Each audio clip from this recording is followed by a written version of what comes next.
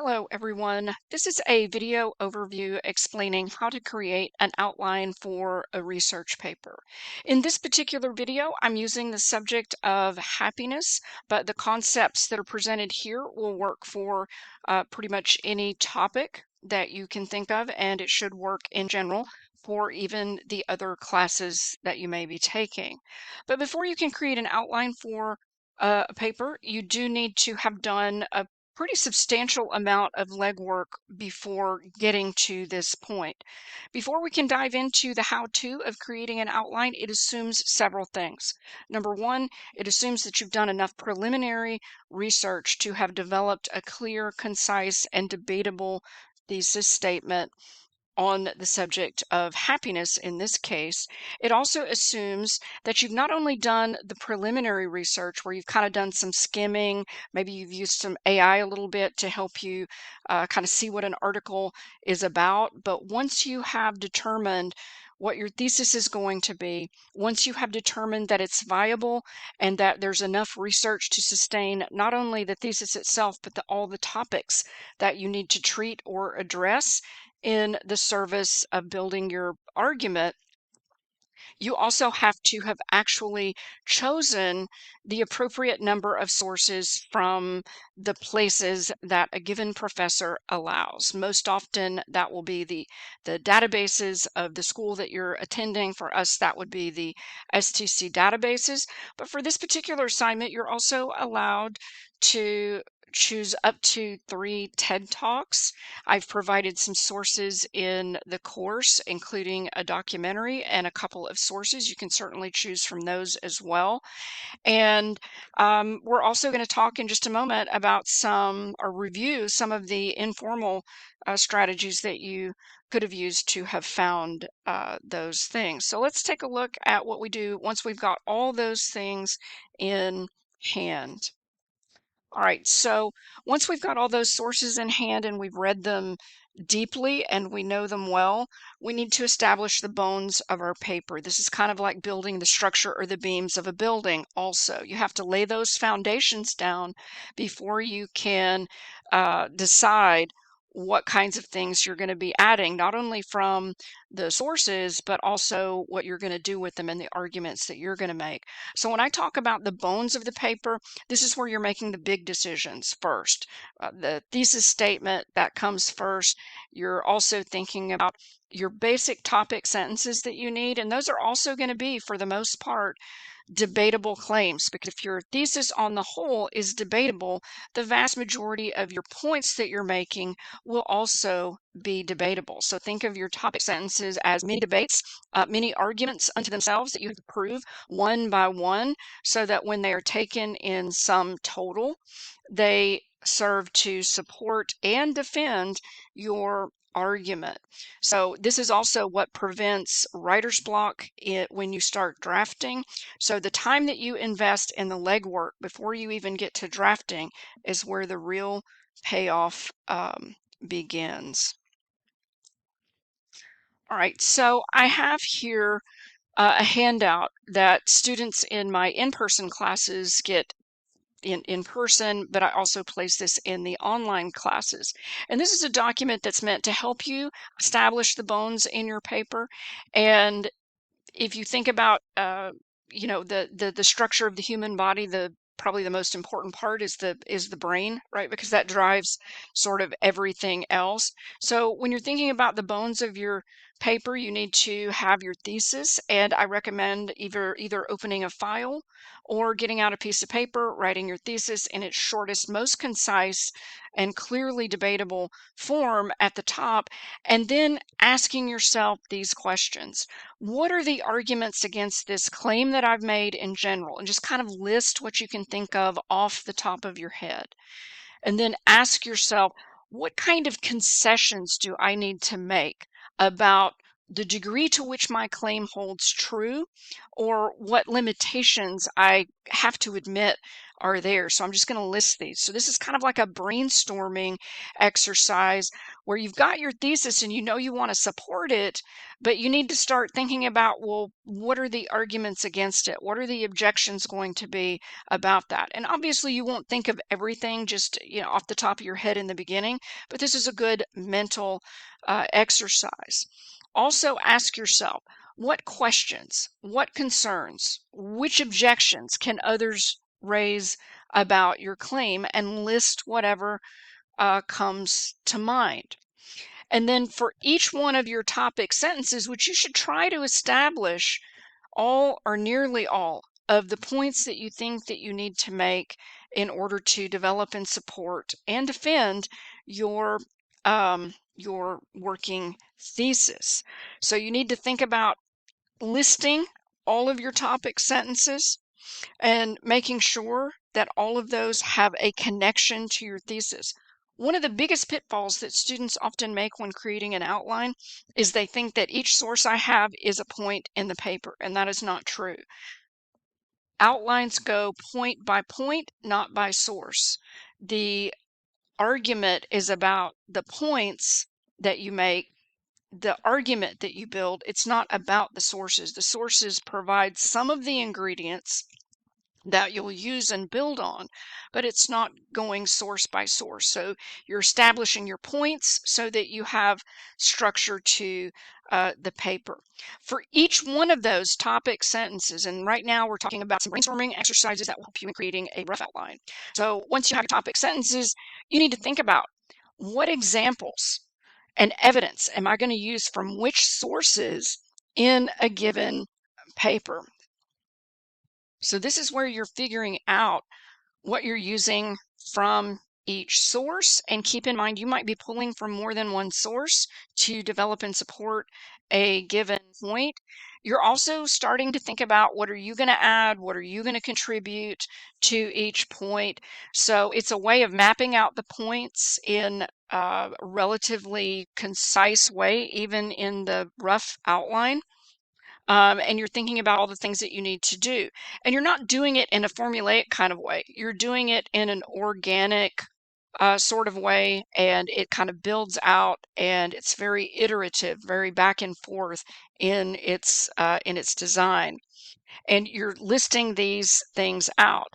As you're mapping out those topic sentences, though, you're also trying to look at and see, what am I missing?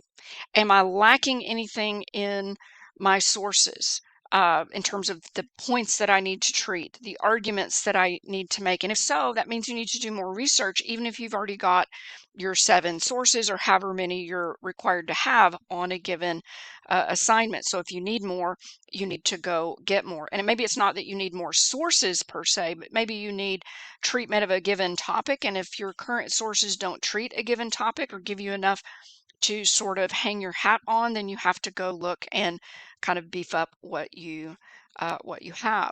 And then in the informal outline, that's also where you start to, if you can, think about how you may transition between various sections in the paper. So my personal workflow is to always recommend doing some form of informal outlining before you go to the next step. It's a thinking exercise. So I really value that informal process of doing that before I clean it up. Now, when we're doing the outline, it's good to follow the same ratio and the same expectations as we'll see in the paper. In the paper, about 40 to 50% of your paper needs to be coming from very specific use of the source material. And it's not just facts, quotes, and authors' names. It should be primarily in the form of paraphrase, and quotes, if they're chosen, should be very few and far between. They should be well chosen, and you should always use the smallest part of the quote that is necessary to maintain whatever power is in that quote. So if it's just the information you use, you always paraphrase that, put it in your own words. Again, focusing on the minutia, not broad claims, but focusing on case studies, focusing on arguments, focusing on evidence, the claims that a given person is making that you're going to do something with. The other 60% is coming from what you're going to contribute. So that means you should always have a little bit more to say than they do. And by they, I mean not only the authors or the speakers of your sources, but all the people that they draw on in service of making their arguments. So when you're doing your outline, you want to make sure that there's roughly 50-50 in terms of what you're using from the source material, which should be in black font, and what you're using from your own arguments and your own ideas of what you're doing with the argument. That should be in blue. There should be a little bit more blue than there is black, but that is the goal in the outline, so that the outcome is close to that in the draft. So in this slide, I want to emphasize the fact that your thesis needs to be short and concise as you can make it. And I have a tendency to be wordy myself, as you know. But the idea is that even if you've got one that's kind of clunky and wordy, try to get it and force it into a single, clear, debatable sentence. And you definitely want to avoid using AI to help you do this, because it will often complicate, make it more convoluted, or make it something even different than what you had in mind. And remember that you need to factor into your plan your concessions, the objections that other people will raise, and more importantly, your plan for how are you going to treat those objections? How are you going to address and pivot with those concessions to turn the point toward your advantage? All right, here's an example of the start of a rough outline. Now, yours doesn't have to be necessarily this detailed, and this will become even more detailed once it gets cleaned up into a formal outline, but it will also become more concise. So remember, the primary differences between an informal outline are that you can use bullet points. It can be a little bit more wordy than what you would have in a traditional formal outline, but over time you want to make it more and more concise, more and more phrase based, so that when somebody else looks at it, they can see the forest for the trees, they can see the progression of the argument without having to read a lot of minutia, and they can kind of follow the general gist of what you have in mind. But in this example right here, I've got a really clear, simple, debatable thesis that says, although happiness may be influenced by genetics and circumstance, it is still largely a matter of choice. So since I'm using that particular angle and I'm saying that happiness is largely a matter of choice, that means in all or nearly all of my topic sentences, I need to echo the word choice or choose, because I'm arguing that. So I can't ever let my reader or myself forget the fact that I'm arguing that it's a choice. So that needs to be reflected in the vast majority of my topic sentences.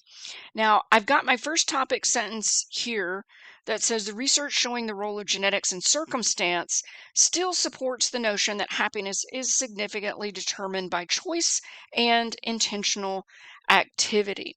So note that I'm going to be making concessions, that there's some things that we don't have choice about, like our genetics, our genetic predisposition.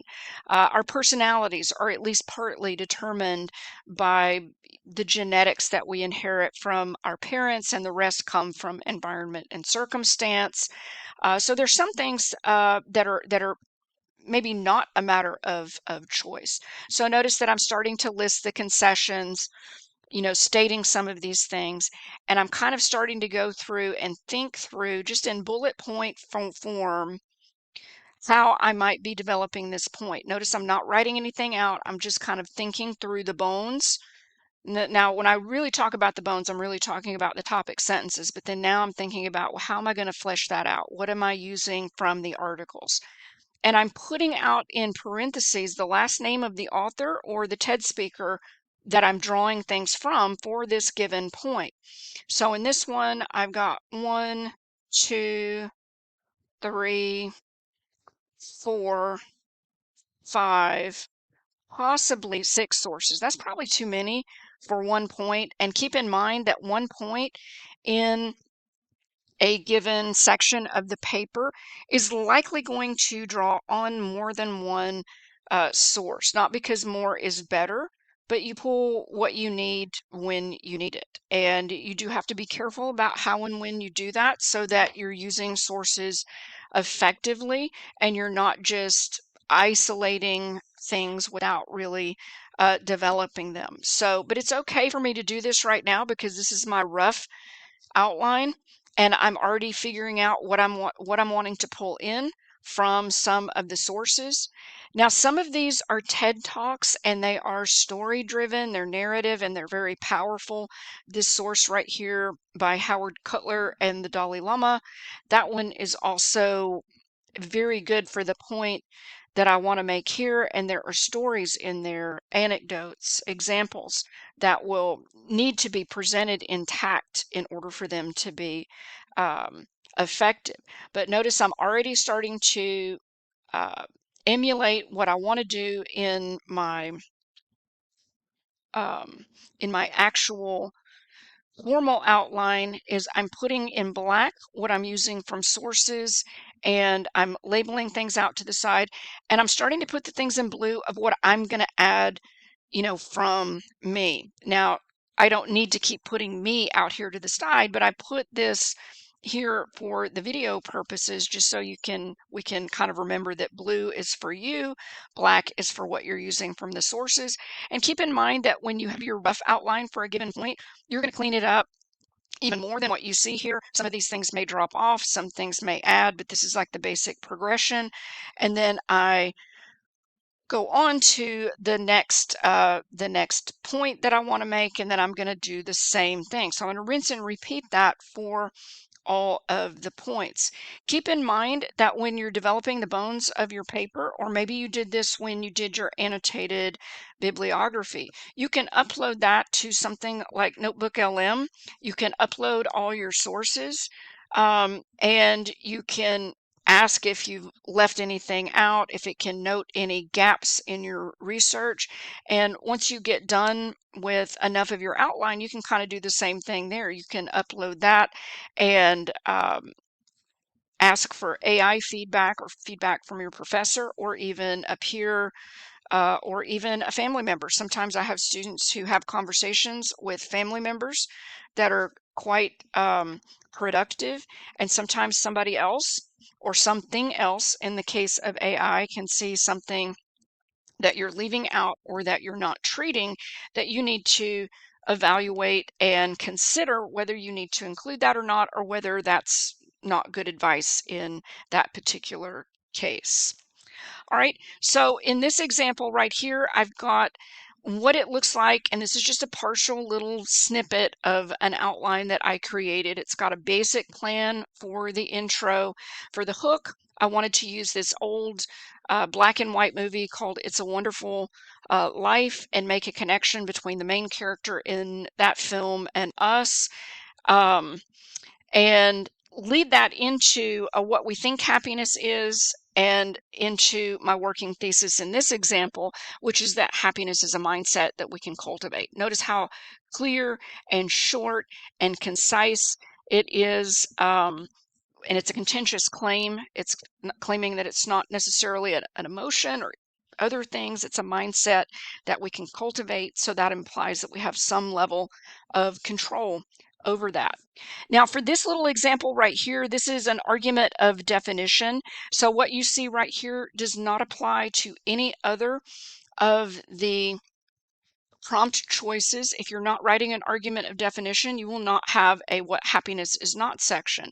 And you may not even have that, even if you are writing an argument of definition. But when you do write one, an argument of definition, it has to be situated in light of other notions of happiness. And so part of what you can do is you can have a what happiness is not section. And so in this case, I have two sections here. I could potentially have a bigger section than this if I have more things that I wanted to add to that. So I'm going to say it's not just pleasure and why that is. It's not just material goods and why that is.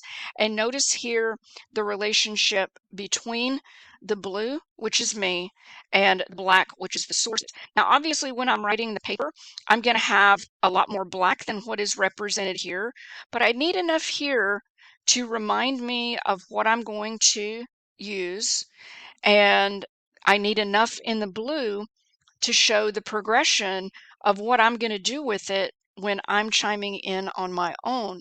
And if I don't show the progression, and if I just have very minimal things in my outline, then it will be of minimal use to me. Now, yours may or may not be as detailed as mine, but hopefully you see the idea that the point of an outline is to plan out or map out the points and the progression and to make decisions before you even draft about what you're going to use from a given source and what you're going to include from your own critical thinking. And when you're using things from the sources, they need to be super specific. You need to have examples. Um, and when you're using your parenthetical notes in your paper, those things need to point to very, very specific things. Okay, a couple of things that I want to emphasize in the creating of the outline is that obviously the bones and the topic sentences of the paper are the most important thing. But remember that for those points, there's a lot of connective tissue that goes underneath that. And for the most part, don't force it, but for the most part, most of your topic sentences are probably going to need some things from more than one source to not only help develop, but for you to also have elements that you can feed off of. Debates always happen in conjunction with a differing viewpoint, a differing perspective. And so when you have that concrete specific material to work with, it gives you concrete specific things to react to. Okay, a couple of things that we want to be careful of. We really want to be careful of the AI autopilot trap. You really don't want to have or turn over the keys to the kingdom, so to speak, to AI and say, here are my sources, create an outline. You don't want to say, here's my thesis, create an outline for me.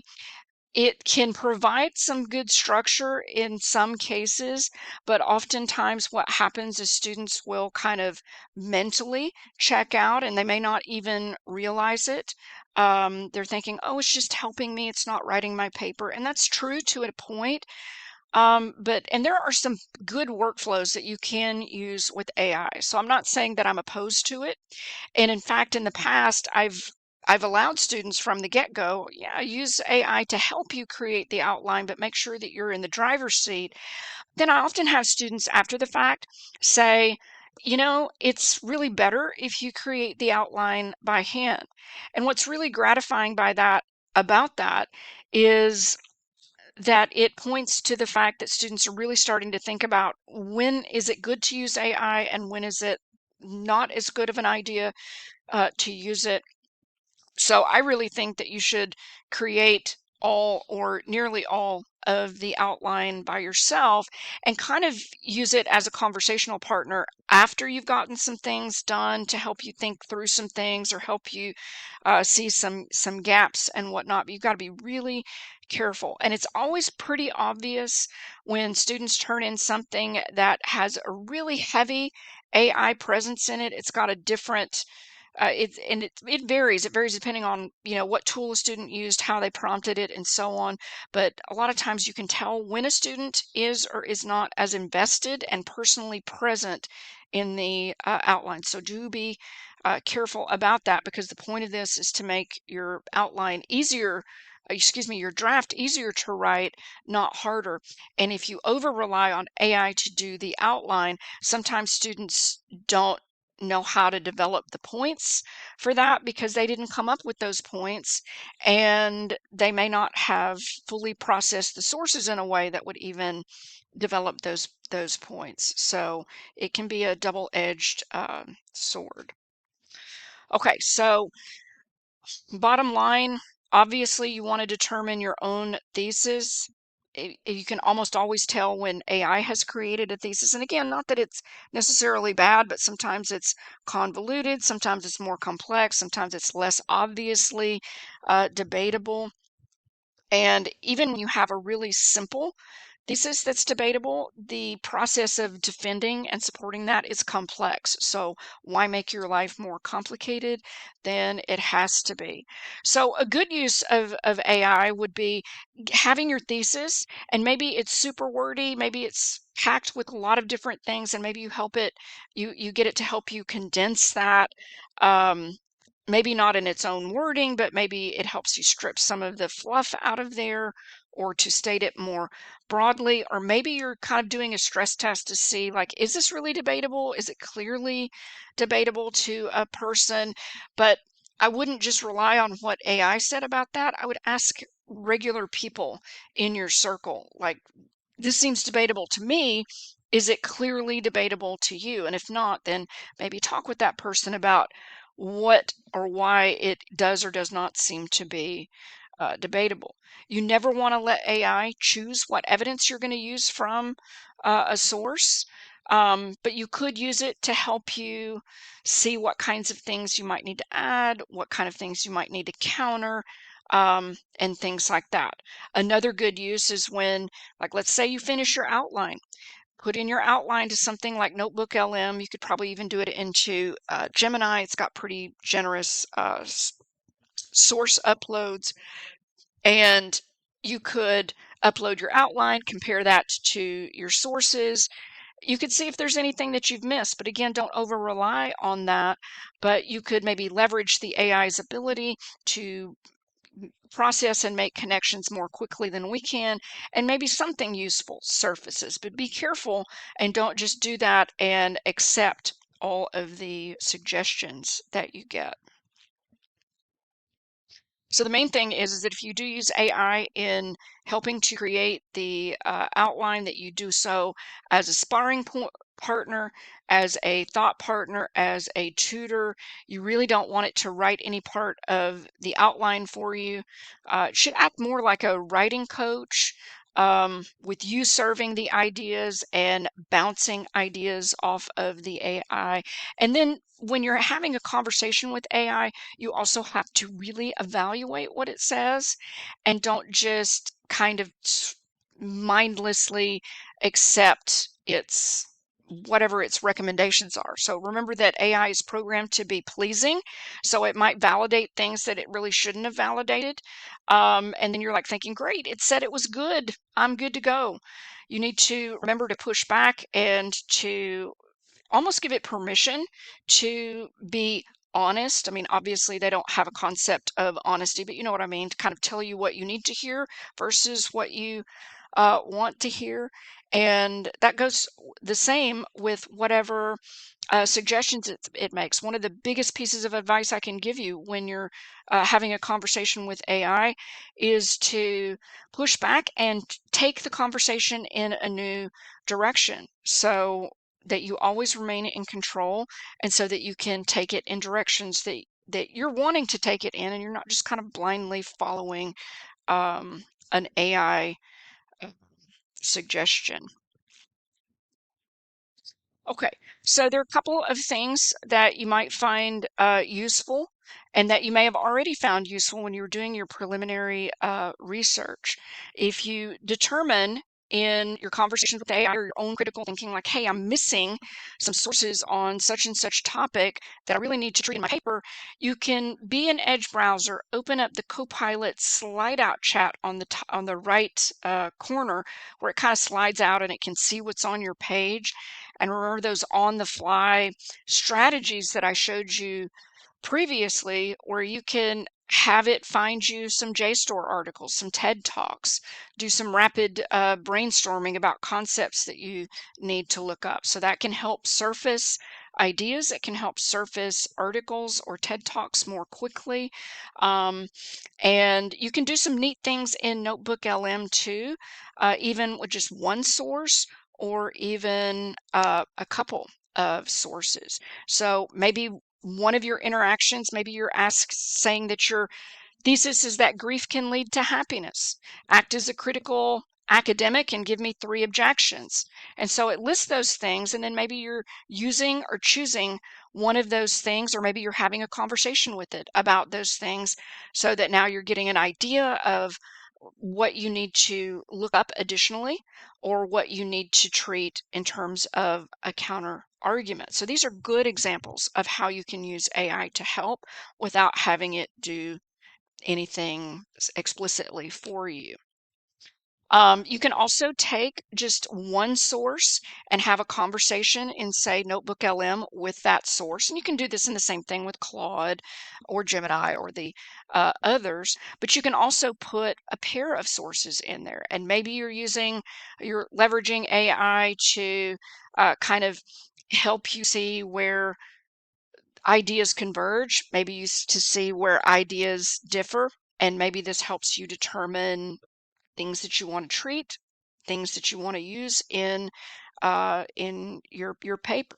So, but when you're doing this, you're using it, kind of as an assistant, but you're still the human that decides what goes in the outline. This is maybe just kind of helping surface some things that maybe you might not have seen otherwise.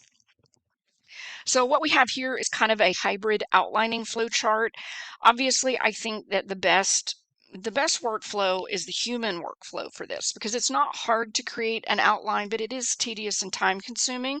And it's not just boom, one, two, three. It can, if you know your sources well, and if you've thought critically about them, if you've taken notes on them or done some critical thinking, um, that helps. It helps a lot. And you don't have to do it all in one sitting either. You can do it bit by bit, section by section, spread it out over time. So what you see running through the middle is kind of the human workflow. You should come up with a thesis. You should draft the topic sentences. You should decide what you're using from the sources, and you should be the primary or sole person or entity behind the final outline.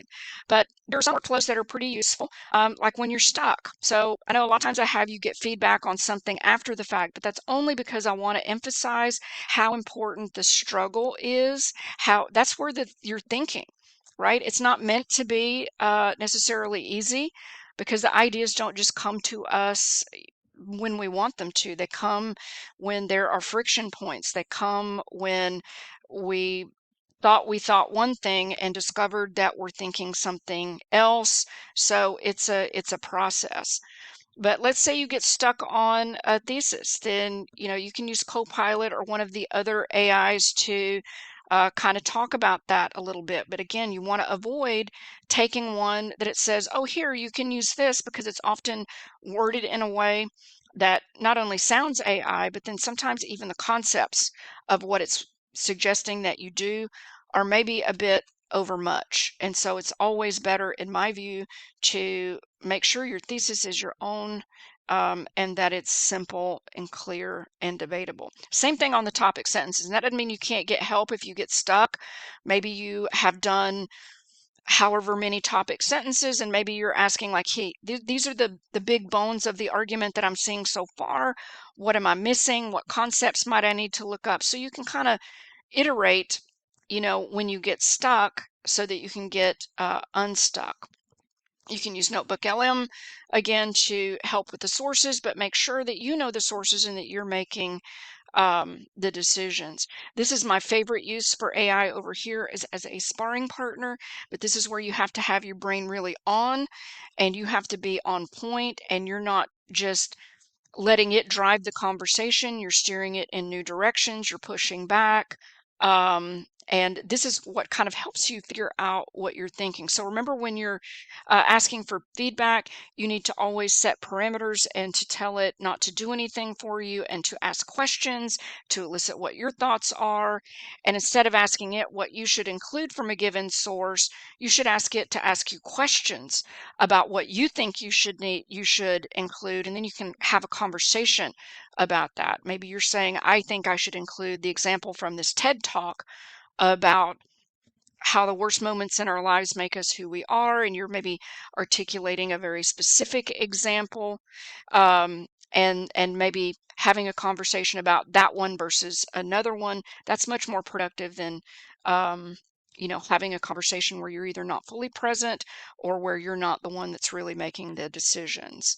So when you look at your outline at the end, it should be slightly more blue than black, but what you have in black should be very specific, very it should demonstrate that you've read the sources. So sometimes students will create an outline that's got the Roman numerals, it's got the structure or whatever, but it doesn't have the content. It's kind of empty.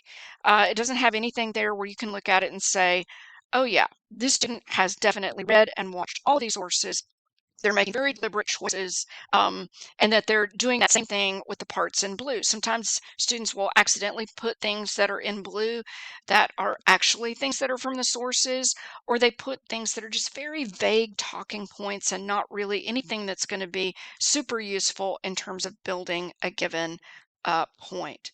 So at the end of the day, the outline should reflect your argument, not an argument that AI gave you. But there are some good workflows that you can use to get help when you need it, either in the midst of creating the outline or after the fact. So when you have that outline at the very end, that's an opportunity for you to say, also, is there anything, that's missing? Is there anything that's out of order?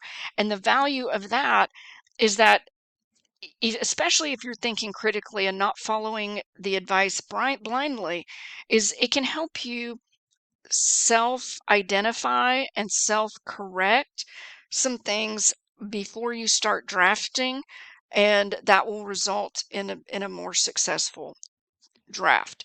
All right, so it's very similar to the process that we used before with one source, but now we have a lot more sources to juggle.